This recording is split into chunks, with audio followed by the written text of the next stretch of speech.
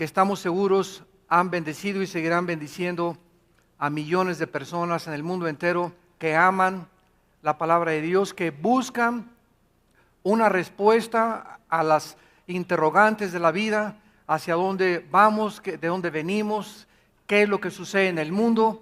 Y tenemos en nuestras manos en esta mañana este libro maravilloso que se llama la Biblia, el cual nos transporta y nos puede seguir mostrando con certeza hacia dónde vamos, nos da una seguridad, una esperanza que el mundo no tiene, y que este conocimiento que Dios nos da a través de las Sagradas Escrituras es con el propósito para que nosotros lo compartamos también. Si tú eres cristiano o cristiana y en tu casa estás apagado, a nadie le has hablado, nunca hablas de Cristo, nunca hablas de la esperanza que tenemos, de lo que hizo el Hijo de Dios en esa cruz, eres un cristiano muerto, seco, y hasta podría dudarse de tu verdadero cristianismo, porque la Biblia dice, recibirán poder. ¿Cuándo? Cuando el Espíritu Santo venga sobre nosotros.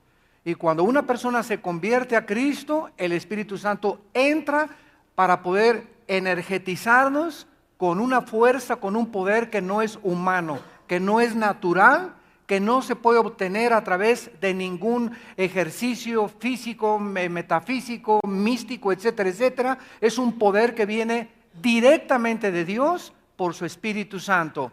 Y este poder que Dios nos da es para poder hablar sin tener miedo de los hombres, sin tener temor de nadie, sin tener temor de la sociedad, sin tener temor de la familia, sin tener temor de los maestros. ¿Por qué? Porque no es un espíritu de temor, es un espíritu de valor.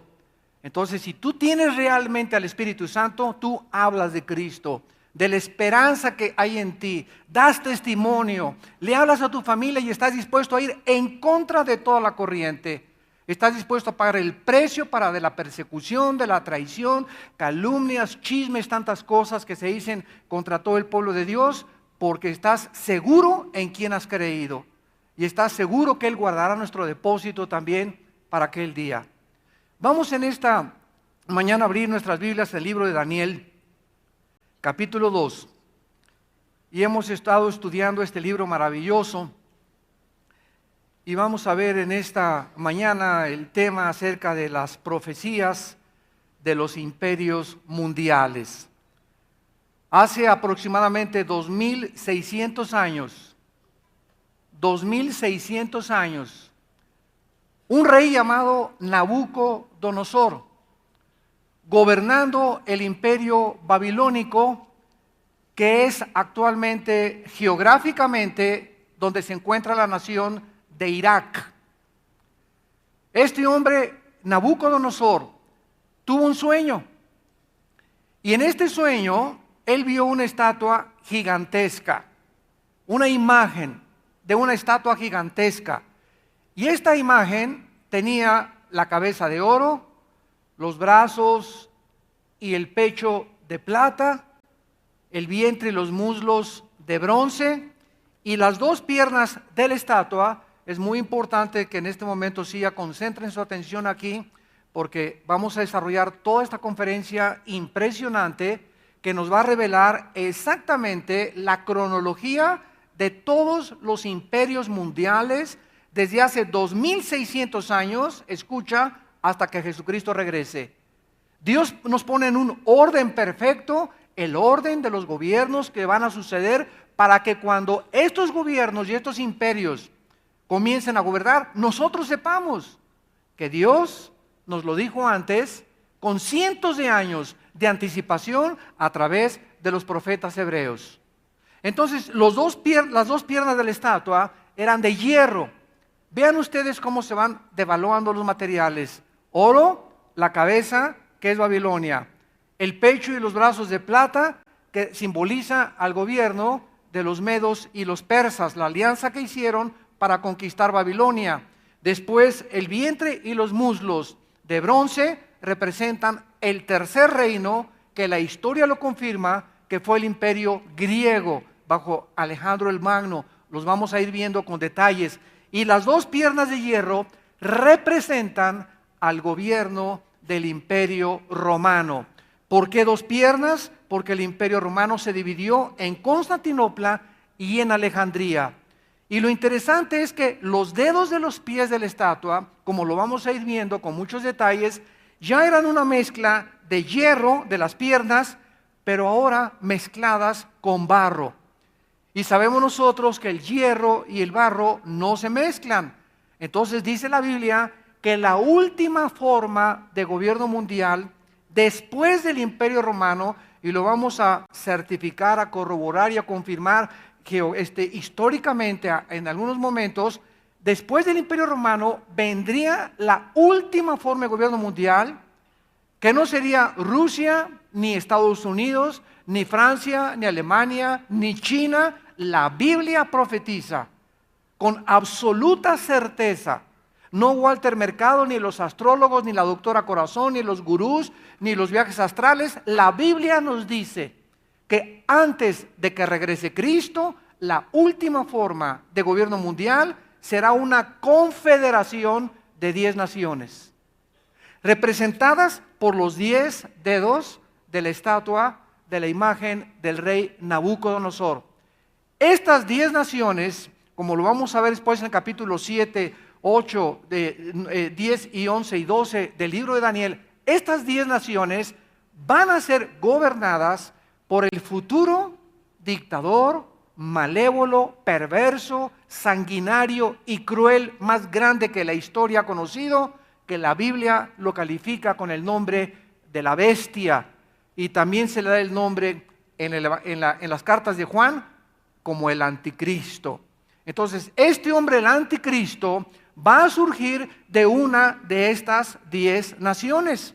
No va a surgir de México, ni de Guatemala, ni de Honduras, no va a surgir de la China, no va a surgir del Asia. El anticristo va a surgir de una de estas 10 naciones que fueron la descendencia, o que fueron la extensión del Imperio Romano. Entonces, de acuerdo a la Biblia, las naciones que formaron el antiguo Imperio Romano, que fueron casi toda Europa, el norte de África y algunas del Medio Oriente, de toda esta conformación geográfica y de naciones, van a juntarse 10. Ahora sí que van a ser el G10, ya no el G8 ni el G5, van a ser el G10. 10 naciones van a surgir y se van a formar como una confederación, y de una de estas 10 naciones surgirá el futuro dictador mundial, a quien el Señor Jesucristo en su segunda venida va a destruir.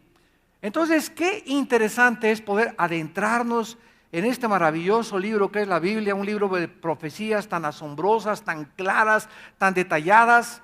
Y nosotros que estamos viviendo en el siglo XXI, podemos dar testimonio de que todo este panorama y todo este escenario profético, geográfico, histórico, que hace miles de años los profetas hebreos nos describieron, está delante de nosotros.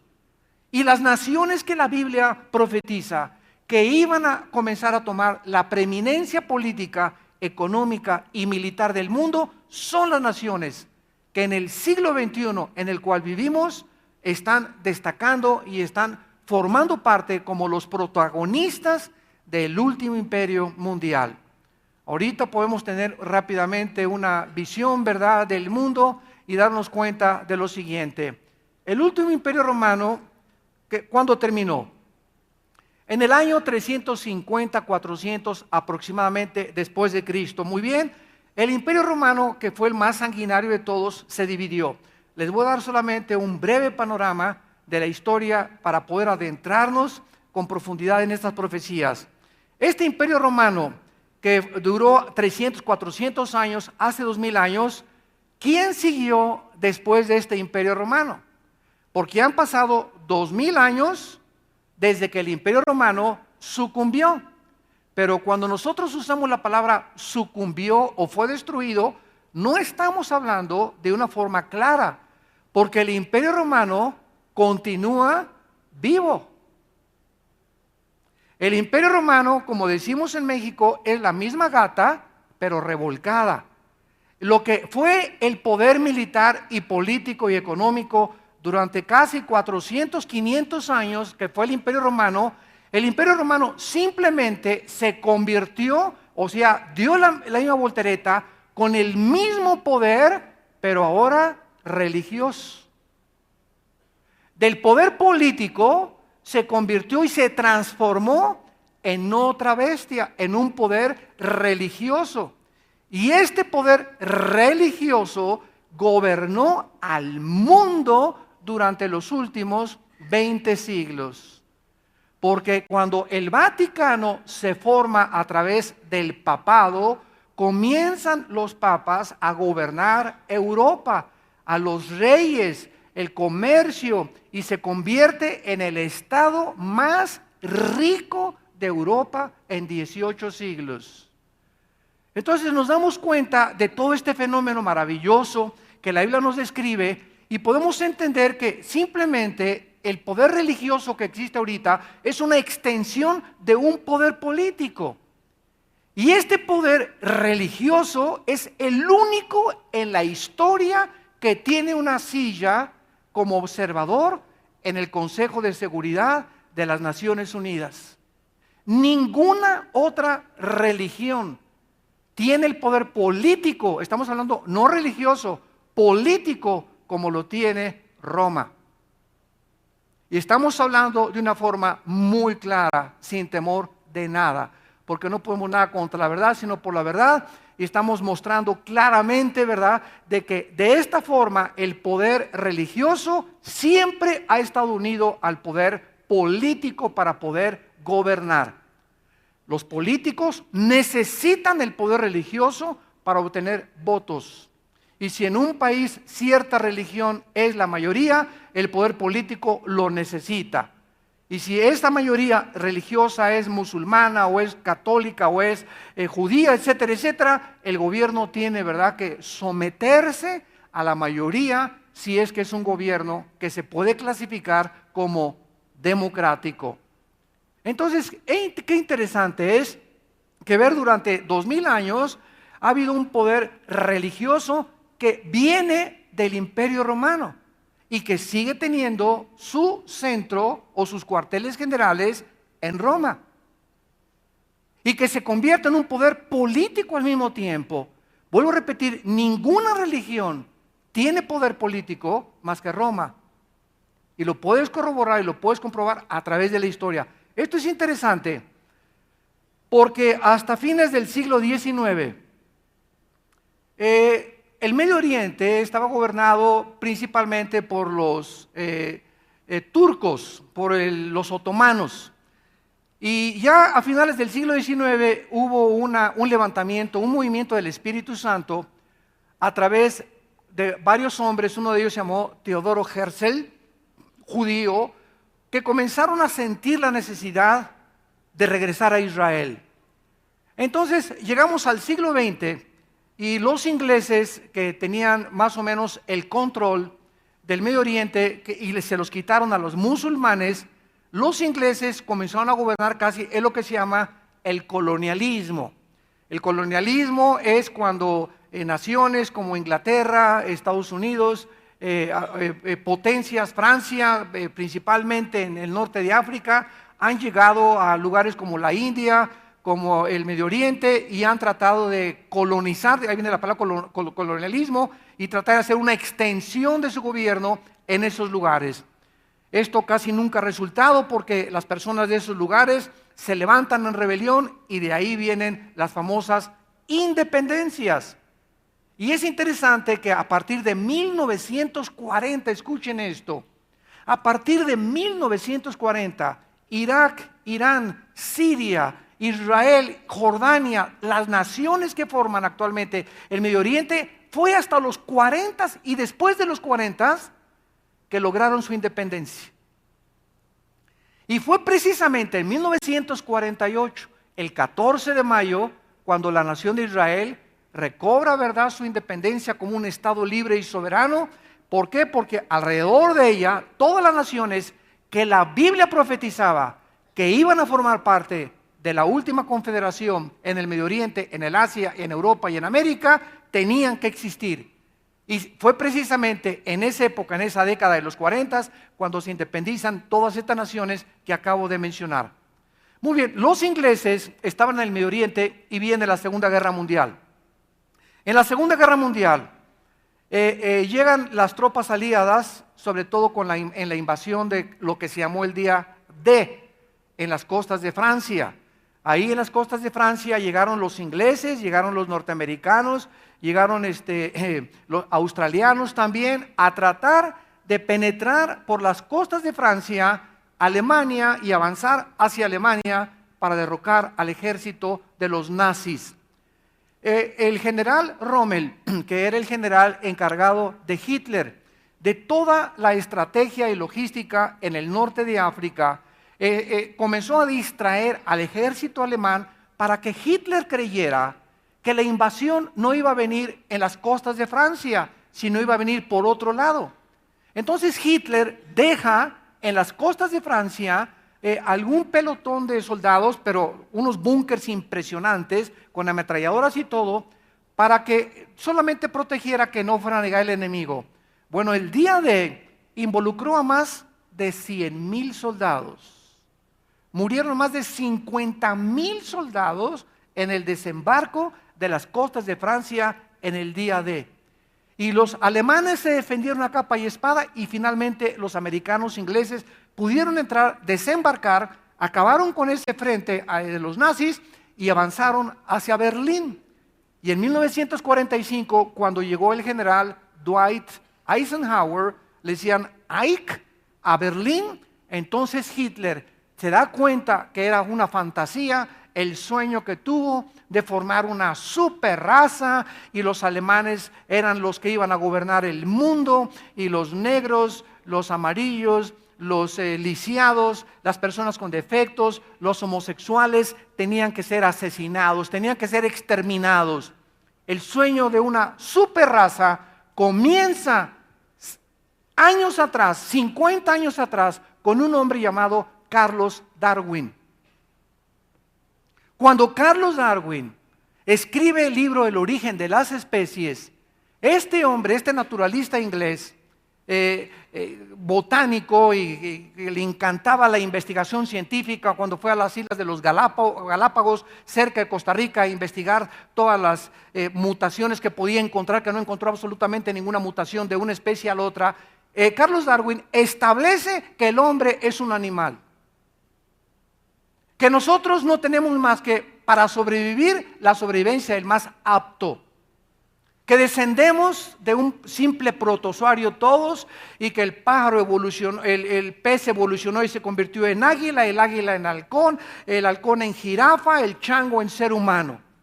Entonces esta filosofía comenzaba a degradar. Vean ustedes el ataque de los poderes de las tinieblas que nos rodean contra este libro de Dios. El ataque era completamente directo a la creación bíblica, a la enunciación que Dios nos hace en su santa palabra. Somos creados a la imagen y semejanza de Dios. No somos ni descendemos de los animales. No somos animales más evolucionados. No somos el resultado de un accidente. Somos el resultado de una creación directa de Dios. Entonces era natural que Satanás, sabiendo que el tiempo le queda corto, el siglo XX se inicia con la filosofía del darwinismo o de la evolución.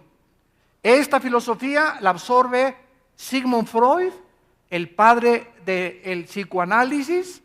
Esta filosofía la absorbe otro hombre llamado Friedrich Nietzsche, filósofo alemán ateo, convencido de que Dios está muerto y de que no somos más que animales.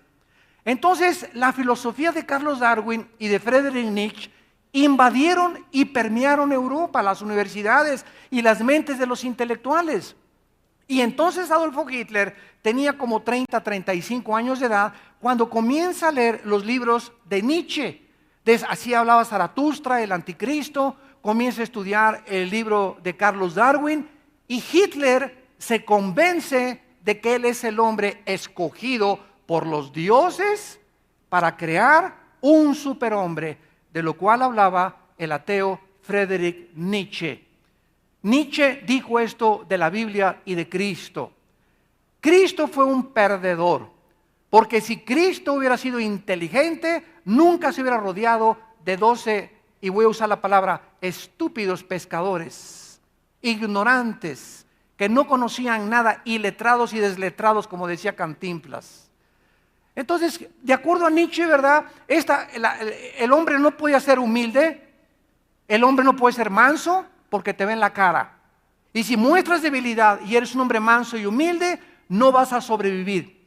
Para Nietzsche, el hombre verdadero era un hombre que no podía ser humilde ni manso, tenía que ser un hombre que no podía tener creencias, no podía creer en Dios, tenía que apoderarse de sí mismo, y el hombre era capaz, de acuerdo a la filosofía de Nietzsche, de conquistar el mundo, de poder crear un superhombre y de poder llegar verdaderamente a mejorar y a restaurar el mundo y el universo. Qué triste que Friedrich Nietzsche, antes de los 50 años, lo hayan tenido que intervenir y meterlo a un hospital psiquiátrico. Qué triste que a los 50 años se vuelva homosexual. Qué triste que a los 50 y tantos años antes de que él se muriera, sus últimas acciones fue irse contra un piano y comenzar a gritar como loco que él era Dios. Aquel que perseguía a alguien que no existía, se enojó contra alguien que no existía. Porque esta es la irracionalidad del ateísmo. Cuando yo hablo con los ateos, la mayor parte de ellos están enojados contra alguien que no existe. Virgen del Carmen. Están enojados contra alguien que no existe. Entonces digo, si yo sé que no existe el mitototauro, ¿por qué? Si tú crees en el mitototauro, pues créalo tú y punto, ¿verdad? Yo no me enojo porque no existe. Pero qué cosa más contradictoria y qué irónico, ¿verdad? Que la mente atea puede estar enojada contra alguien que no existe, como dijo Jean-Paul Sartre en la década de los 60, el padre del existencialismo francés. Llego al final de mi vida y le dice a su hija, descubriendo que he luchado contra algo que no existe. Yo mismo filosóficamente, dice Sartre, soy una contradicción de la misma lógica elemental. Entonces Hitler se descubre, ¿verdad?, que está acabado totalmente, y con su esposa Eva Braun, en el búnker que hizo en Berlín, agarra una pistola y se da un balazo. Parece que la mató también a Eva Braun o la envenenó, pero llegaron los aliados a Alemania, a Berlín, 1945, y encuentran un panorama devastador. Encuentran una carnicería humana, que este monstruo llamado Adolfo Hitler había matado a más de 6 millones de judíos. Escuchen, 6 millones de seres humanos que no tenía guerra contra ellos. En aquel tiempo los judíos no tenían ni ejército ni tierra. ¿Qué fue lo que hizo que Hitler se volviera con ese odio contra los judíos? Oye, espérame tantito, yo hubiera llegado con él si hubiera sido uno de sus generales. Oye, Führer, nuestra guerra es contra Inglaterra, nuestra guerra es contra Rusia y nuestra guerra es contra los Estados Unidos de Norteamérica. Tenemos aliados a Japón y tenemos aliados a Italia, pero los judíos, ¿por qué comienzas a desviarte de las naciones que nos están tratando de extirpar el nazismo y de impedir la expansión del nazismo? ¿Por qué te concentras en los simples judíos? ¿Qué te han hecho? Ni siquiera están vestidos, ni pistolas traen, ni resorteras. 6 millones de judíos. Ningún psicólogo, ningún sociólogo, ningún antropólogo puede hasta el siglo XXI poder entender y ni afirmar ¿por qué Hitler odiaba a los judíos? ¿Por qué ese odio jarocho, como decimos en México, contra un grupo étnico en Europa que ni siquiera le hacían ni le presentaban ninguna amenaza? Porque ningún judío, ni los polacos, ni en Austria, ni en Alemania, los judíos de todos esos lados, ninguno de ellos jamás ni siquiera intentaron un golpe de Estado, ni una revolución en contra de los nazis, ni anteriormente, menos cuando estaban completamente dispersados por todo el mundo. Solo la Biblia nos puede dar respuestas a estos misterios de la historia, a estos misterios de la ciencia, donde no se puede penetrar más que a través de la revelación del Espíritu de Dios. Entonces llegamos a 1945 y ¿quiénes fueron los triunfadores? Estados Unidos, Inglaterra y Rusia. Entonces estas tres naciones se levantan vencedoras de la Segunda Guerra Mundial. Alemania se encuentra devastada, completamente devastada. Japón lo mismo. Después de las bombas atómicas en Hiroshima y Nagasaki, Japón se encuentra, ¿verdad?, paralizado totalmente. Mussolini, que se había aliado con Hitler, lo cuelgan ahí en la plaza en Italia, lo arrastran. Tuvo el mismo final que tuvo Muammar Gaddafi en Libia. El pueblo se le aventó encima, lo apuñalaron, lo violaron, lo colgaron y casi lo queman vivo a Benito Mussolini. Entonces se levanta en el mundo una nación que son los Estados Unidos de Norteamérica, como la potencia más grande económica, política y militar del siglo XX. 4 años después, más o menos como en 1950, se levanta otra nación, la Unión de Repúblicas Soviéticas.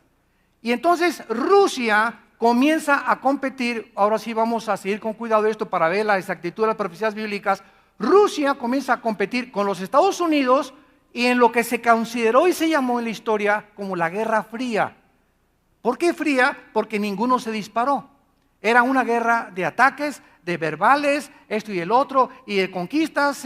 Hubo un problema gravísimo en los 60 cuando Nikita Khrushchev manda misiles a Cuba y el presidente John Kennedy, antes de ser asesinado, muy valientemente le dice a Khrushchev: o saca los misiles o aquí estalla la Tercera Guerra Mundial.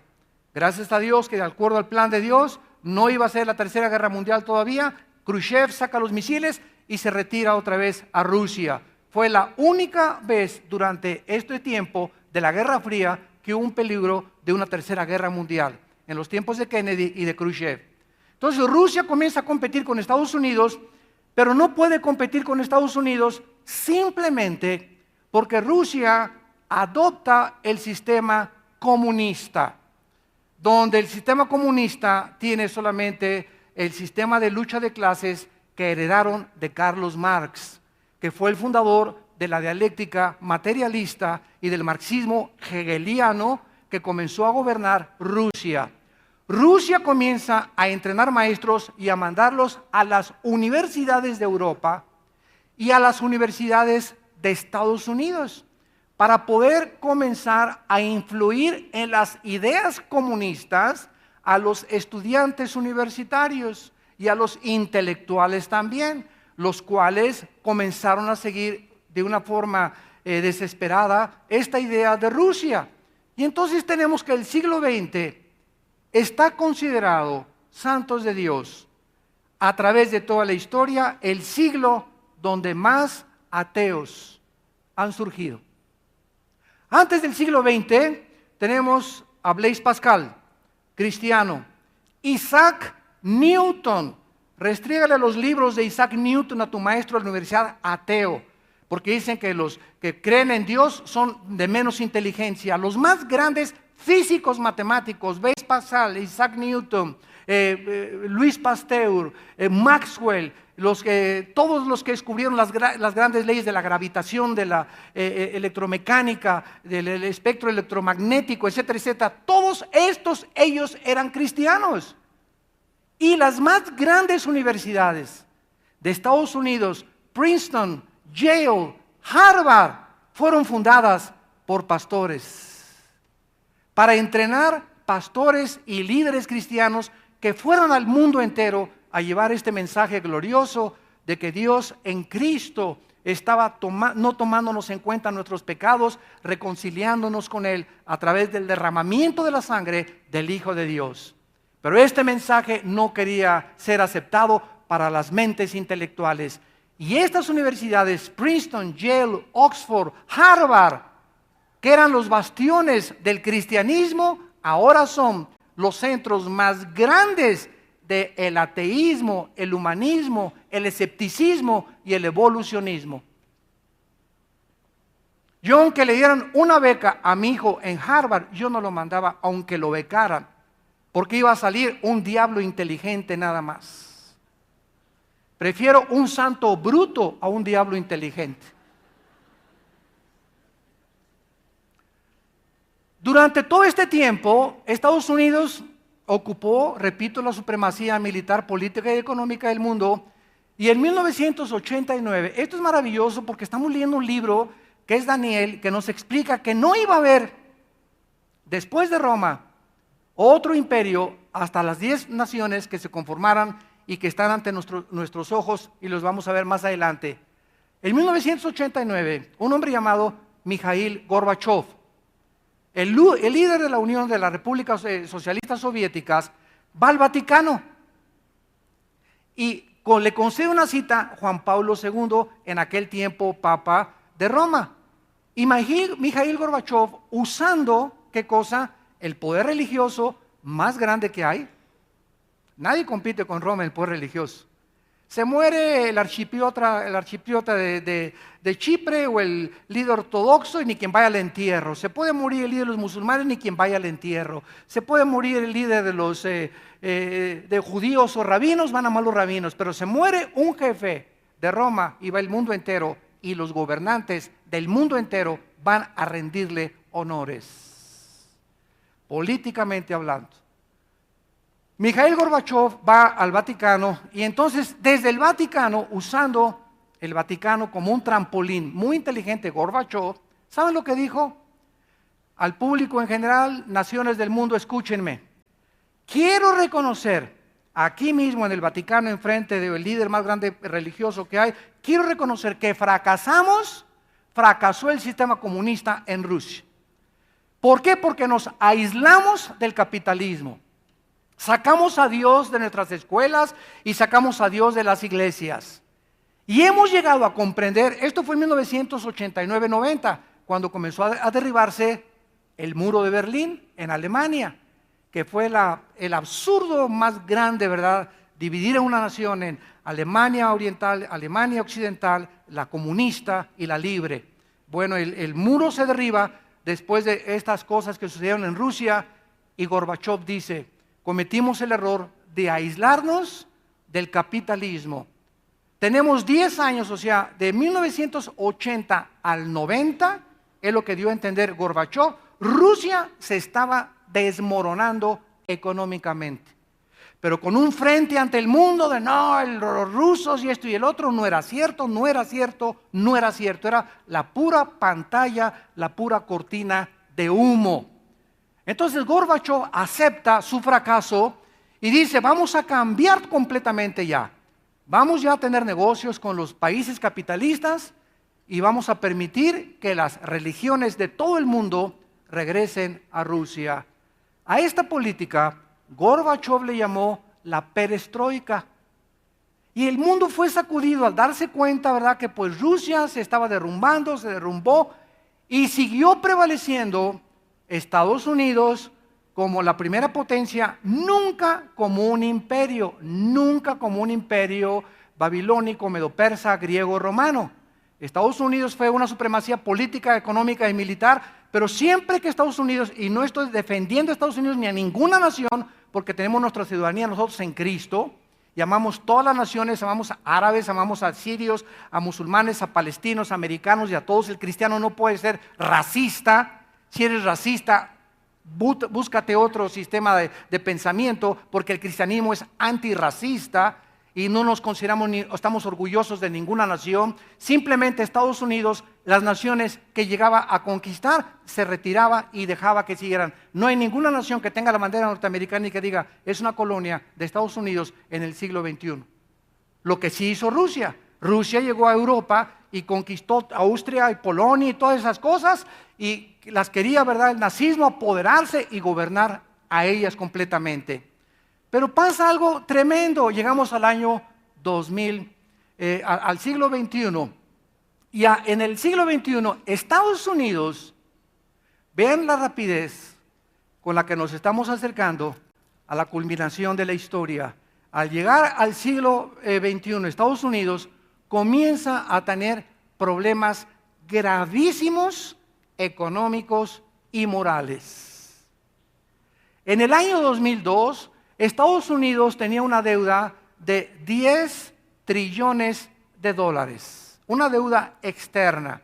Para que alguien tenga la menor idea de cuánto es $1 trillón, te voy a decir que simplemente haz un experimento. Comienza a contar $1 durante 250 años cada minuto y no vas a llegar al $1 trillón.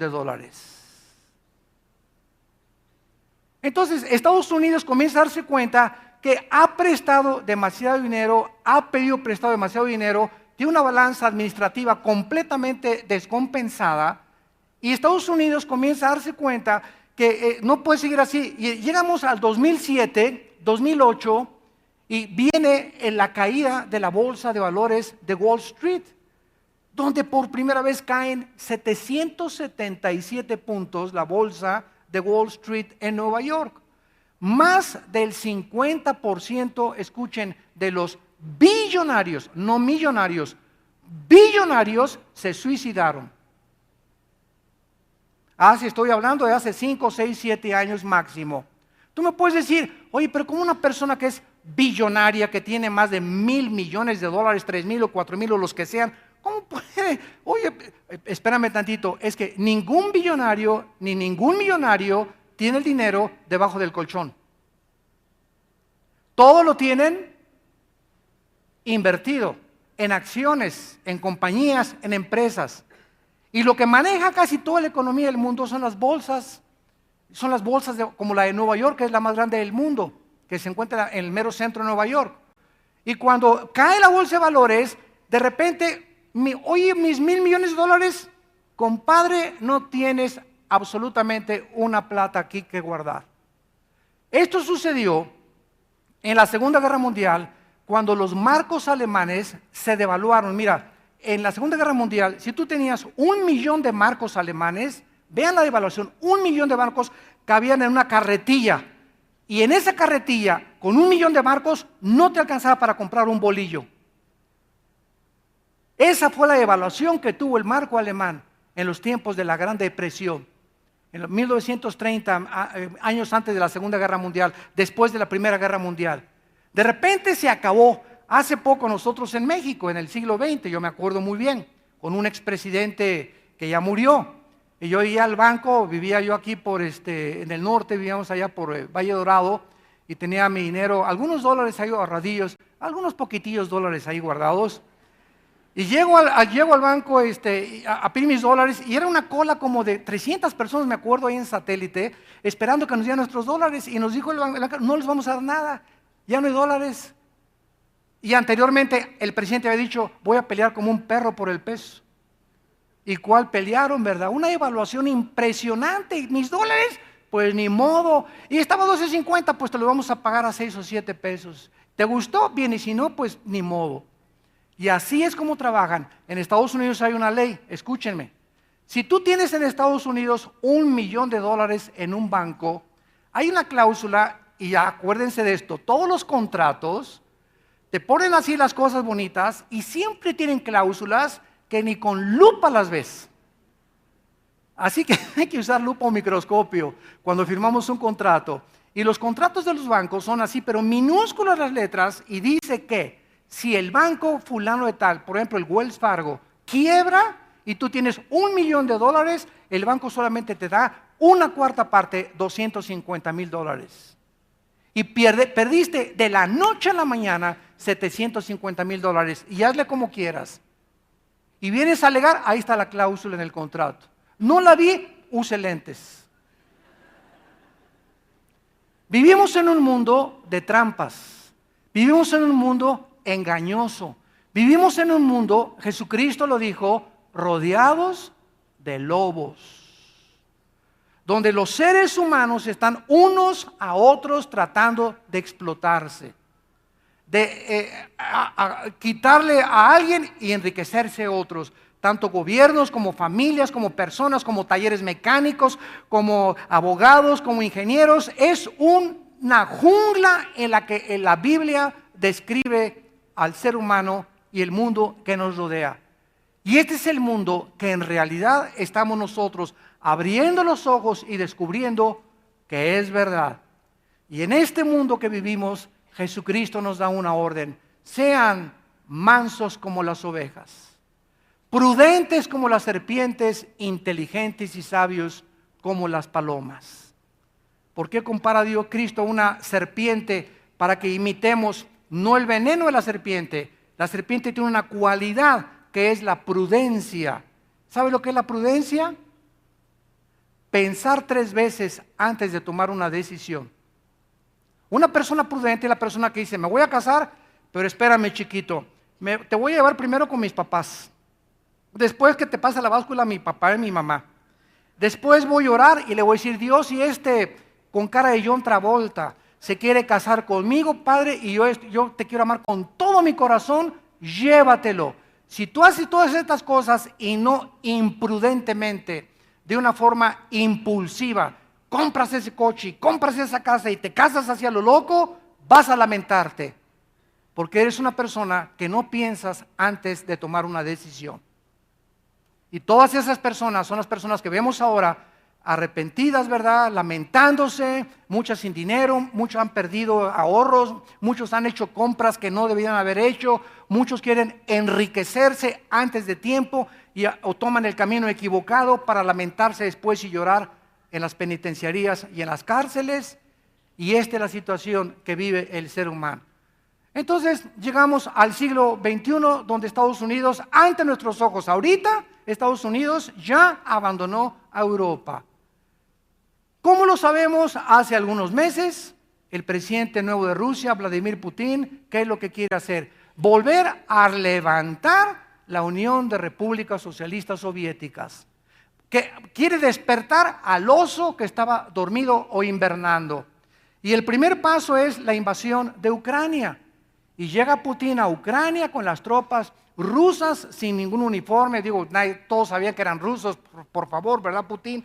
Ni que éramos ciegos. Y comienzan, ¿verdad?, a rodear Ucrania. Pero el punto principal de Putin no era tanto Ucrania, sino Crimea, que es el puerto que está junto al mar Negro, y que es el único puerto naval, el único que puede tener Putin para poder tener una flota militar rusa ahí en Crimea, en ese puerto, y el otro puerto que tienes junto a Siria. Por eso, cuando se decidió atacar a Siria, al presidente Assad, para la matazón que están haciendo, no pudo intervenir nadie, porque Rusia defiende a Siria. Y a Rusia no le conviene que derroquen a este presidente, porque ahí se encuentra la segunda base naval de Rusia para conquistar el mundo, si es que está en los planes, y estamos seguros que lo está, de este presidente de Rusia actual. Entonces él entra a Ucrania, y desgraciadamente Ucrania no pertenece a la OTAN. ¿Qué es la OTAN? La Organización de Países del Tratado del Atlántico del Norte. Esta organización, que se fundó en 1949, se fundó con el propósito de impedir que ya los rusos, después de la Segunda Guerra Mundial, trataran de comenzar a conquistar las naciones de Alemania, de Europa. Entonces, muchas naciones de Europa se unieron a la OTAN, y es una confederación de naciones donde si atacan a una, todas las demás naciones la van a defender. Es el pacto que existe bajo la OTAN. Ucrania no está bajo la OTAN, y Putin lo sabía. Entonces no pudo intervenir la OTAN. Libia estaba bajo la OTAN y atacaron a Gaddafi y sacaron a Gaddafi. Porque si Libia no hubiera estado con la OTAN, Gaddafi hubiera seguido de dictador. Entonces ahora Ucrania no tiene con qué defenderse, Estados Unidos no entra, y Estados Unidos le dijo a la única nación en Europa, ahora que es poderosa económica y militarmente, y se llama Alemania. Alemania vuelve a levantarse de las cenizas. Y Merkel, la presidenta de Alemania, le dice a Obama: por favor, ayúdanos, vamos a tratar de hacer algo para con Putin, éntrenle ustedes, yo desde por acá atrás. Pero Estados Unidos ya, el año que entra, a todos los soldados que quedan en Afganistán, se los regresa, ya sacó a los de Irak. Estados Unidos ya no tiene ante nuestros ojos el poder político, económico y militar del mundo. Lo tiene Europa. Y ahora Europa está compitiendo con la China. Ahorita en el Asia ya se inició una guerra fría entre Tailandia, Vietnam, Camboya, Malasia, Japón y la China por el mar que está en medio de estas islas. China está así grandísima, enfrente tiene Tailandia, las Filipinas, abajo está Vietnam, enfrente la Malasia con todas las demás islas, y hay un mar que es internacional, que está en medio. China, como es ahorita el poderoso, agarró y metió sus barcos pesqueros a ese mar internacional, llegaron los filipinos, llegaron los tailandeses y dijeron, oh, este territorio es de nosotros, y agarraron mangueras como de los de bomberos, los chinos, los barcos, y comenzaron a todos los marineros, porque no pueden dispararles ni matarlos, a arrojarlos al mar.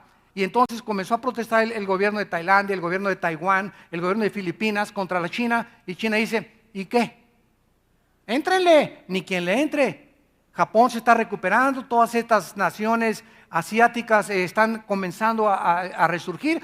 Entonces se encuentra ahorita China ocupada con eso, ¿verdad? Corea del Norte está tratando de conquistar y recobrar Corea del Sur. Corea del Norte es comunista, atea, Corea del Sur es cristiana. Estados Unidos tiene las últimas bases militares en Corea del Norte y Francia tiene las últimas colonias, bases militares en África del Norte. Y el panorama que la Biblia nos da es el siguiente: Europa vuelve a resurgir. De las dos piernas de la estatua de Nabucodonosor hay 10 dedos. Y en 1957 se formó el Tratado de Roma, donde las naciones de Europa, guiadas por un hombre muy sabio francés, Jacques Delors, comienza a planear una Europa unida.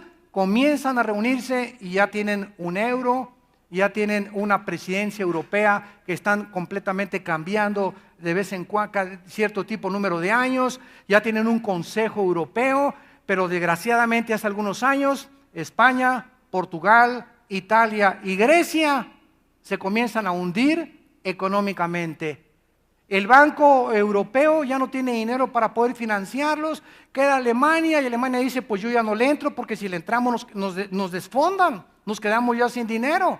Entonces Europa ahorita se encuentra en una situación grave, una crisis, donde tampoco pueden ayudar a los de Crimea ni a los de Ucrania.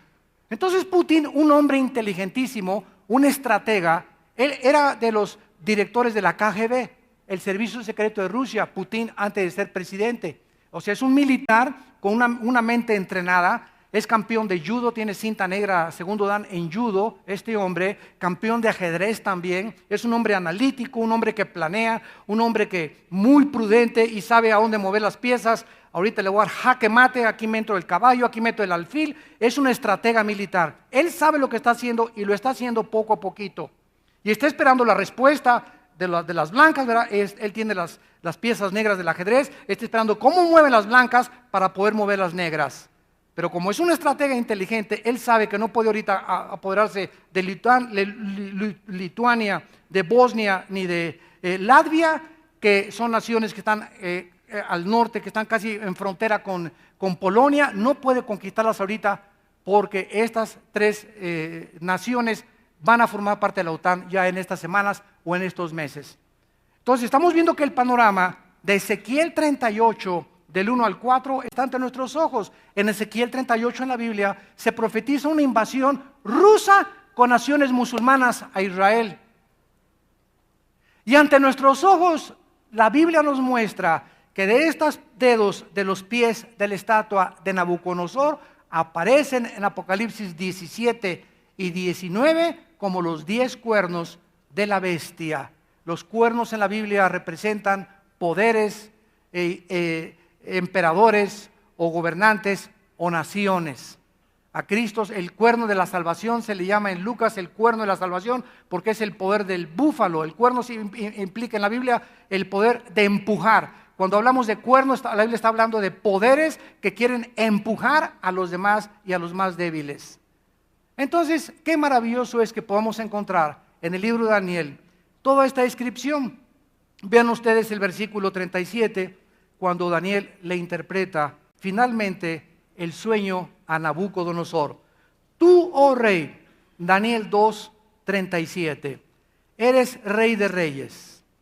El Dios del cielo te ha dado reino, poder, fuerza y majestad. Y donde quiera que habitan hijos de hombres, bestias del campo y aves del cielo, Él los ha entregado en tu mano. Vean la soberanía de Dios. Y te ha dado, es Dios el que le permitió a Nabucodonosor tener dominio sobre todo. Tú eres la cabeza de oro.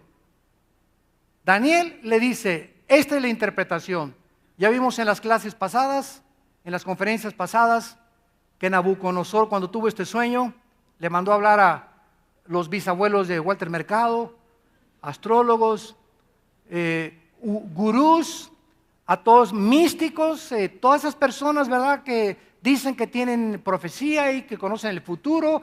Ninguno pudo en Babilonia más que Daniel, porque el sueño de Nabucodonosor se lo había dado Dios, para que Daniel fuera congraciado con el rey, para que Nabucodonosor contratara a Daniel, lo tuviera cerca, y para que Daniel pudiera influir en los magos y astrólogos y brujos y mostrarles quién es el verdadero Dios, en las formas como actúa nuestro papá, nuestro Rey de Reyes y Señor de Señores. Entonces, Él es la cabeza de oro.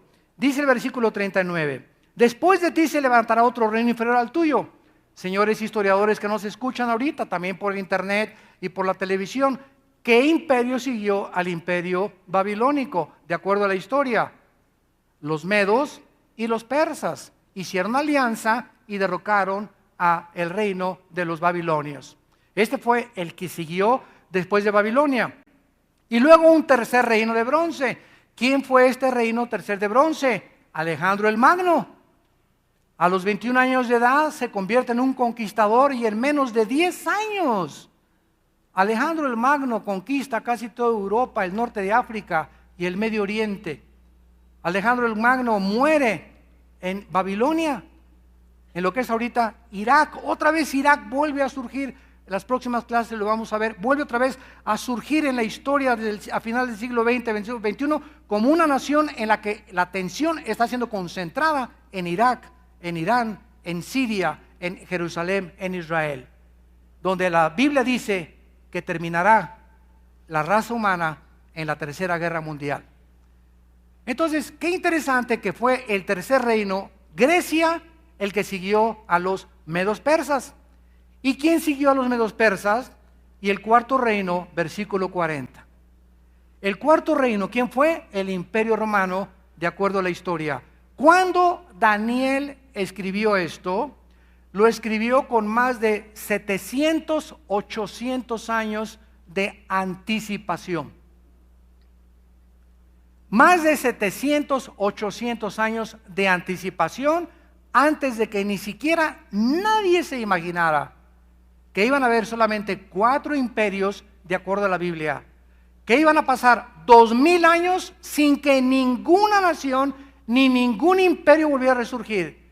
Los otomanos intentaron, fracasaron. Los ingleses intentaron, fracasaron. Estados Unidos nunca fue un imperio mundial, tuvo la preeminencia política y económica, y hasta el siglo XXI no ha vuelto, como la Biblia lo profetizó, a resurgir un imperio mundial, hasta que se una estas 10 naciones representadas por los dedos de los pies de la estatua de Nabucodonosor, y van a formar parte del antiguo imperio romano. En otras palabras, va a haber 5 naciones de Europa que se van a unir, las más fuertes, con 5 naciones del Medio Oriente.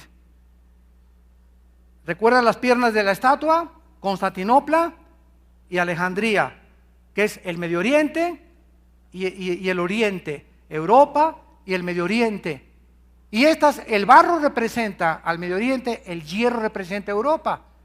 Y dice aquí que no se van a unir. Claro que no, porque en el Medio Oriente la política no es la que tiene la preeminencia. En el Medio Oriente es la religión.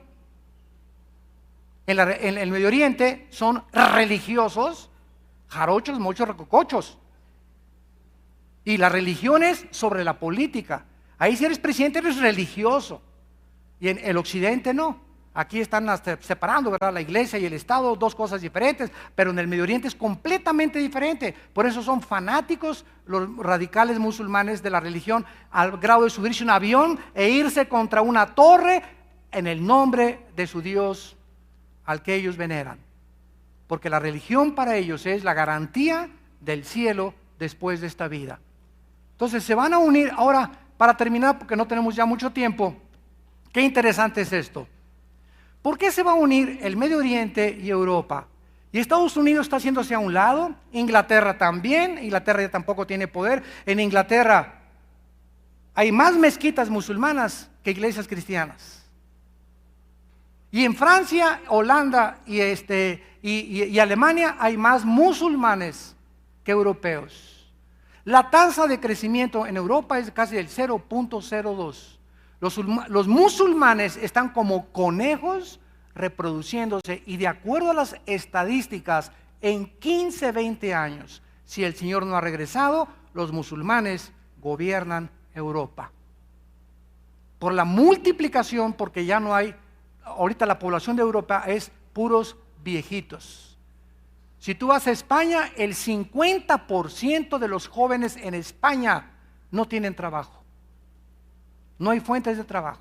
Y están llegando a España, ¿verdad?, de Marruecos, de Portugal, de todos lados a buscar trabajo. No hay trabajo, no hay trabajo. Y se dedican a qué cosa, ¿verdad? Se dedican a robar, se dedican al fraude, se dedican a otras cosas.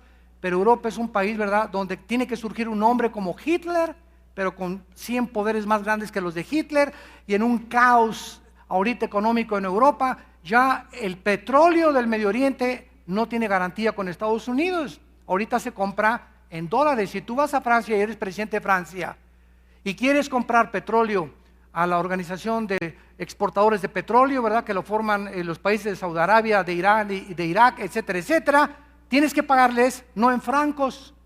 Quiero comprar petróleo aquí en mis francos. No, tienes que pagar en dólares. Si eres español y quieres comprar petróleo, en dólares. Si eres alemán, en dólares. La venta del petróleo es en dólares.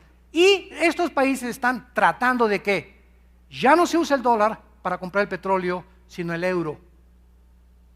Entonces, forzosamente Europa se tiene que unir al Medio Oriente para que el Medio Oriente le garantice el flujo del petróleo a Europa. Europa pueda levantarse, porque Estados Unidos ya no puede levantar a nadie ni a sí mismo, y pueda entonces ya unirse. Y cuando estas 10 naciones, para terminar, cuando estas 10 naciones se unan, damas y caballeros, nosotros, la iglesia, ya no estamos aquí. Cuando se unan las 10 naciones, surge el anticristo, nunca antes. Es imposible estar diciendo que el anticristo es el rey de España o el rey de aquí. No sabemos hasta que venga esta unión de 5 países del Medio Oriente y 5 de Europa. Padre, gracias por tu palabra. Gracias, Señor, por ponernos de una forma cronológica el orden de los tiempos. Gracias, Señor, porque tú eres Dios. Tu palabra dice: no temas, porque yo estoy contigo. No desmayes. Yo soy tu Dios que te esfuerzo. Y dice el Señor: ¿quién proclamará lo venidero? Lo declarará y lo pondrá en orden delante de mí, como hago yo desde que establecí el pueblo antiguo. No teman ni tengan amedrentamiento de nada. Ustedes son mis testigos. No hay Dios sino yo. No hay fuerte. No conozco ninguno. Dios de nuestros padres, Abraham, Isaac y Jacob, te veneramos, te adoramos, te honramos y te damos gracias por la muerte de tu Hijo Jesucristo, que en una cruz manifestó el amor que tú nos tienes, pagando Él la cuenta de pecados que nosotros jamás hubiéramos podido pagar con nuestras buenas obras. En esta mañana muchos de ustedes no tienen esta esperanza. Ustedes que nos ven por la televisión, les invito también a que hagan esta oración, invitando a Jesucristo a sus vidas, para que conozcas la verdad y la verdad te haga libre. Señor Jesús, dile: te pido perdón por mis pecados. Gracias por habernos dejado un manual para vivir que se llama la Biblia. donde podemos encontrar las respuestas, donde podemos encontrar el maravilloso plan que tienes para mi vida, que moriste en mi lugar en una cruz, en la persona de tu Hijo Jesucristo. Te pido perdón por mis pecados. Te pido, Señor Jesucristo, que entres a mi corazón como mi Señor y mi Salvador, y me des el Espíritu Santo en este instante para tener el poder de nunca ser un cobarde, sino ser un verdadero hombre, una mujer verdadera de Dios, guerreros del ejército del Dios viviente, porque tú vas delante peleando todas nuestras batallas en Cristo Jesús. Amén, amén y amén. Alabado sea el nombre de Jesús. Alabado sea el nombre de Jesús.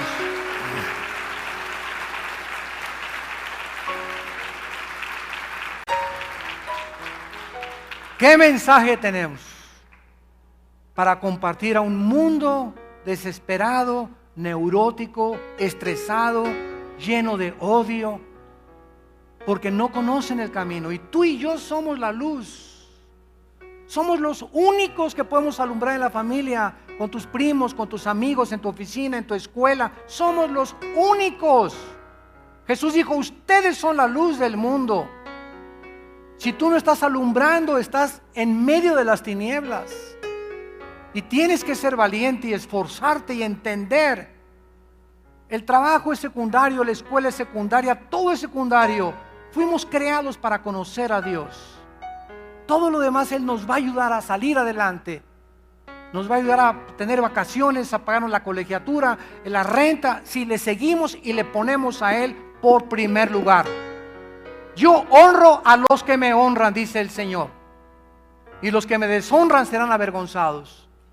Y nadie que ha seguido a Cristo ha sido avergonzado en el mal tiempo, porque mirad cuán grande es la bondad de Dios que Él tiene para los que le temen y guardan sus mandamientos. Nos ponemos de pie para recibir la bendición pastoral.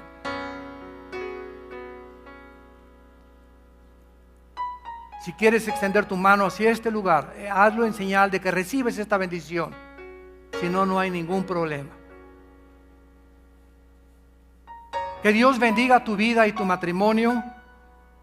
Que Dios bendiga a tus hijos. Que Dios bendiga el fruto de tu vientre. Que Dios bendiga a tus padres. Que bendiga tus animales domésticos, tu entrada y tu salida.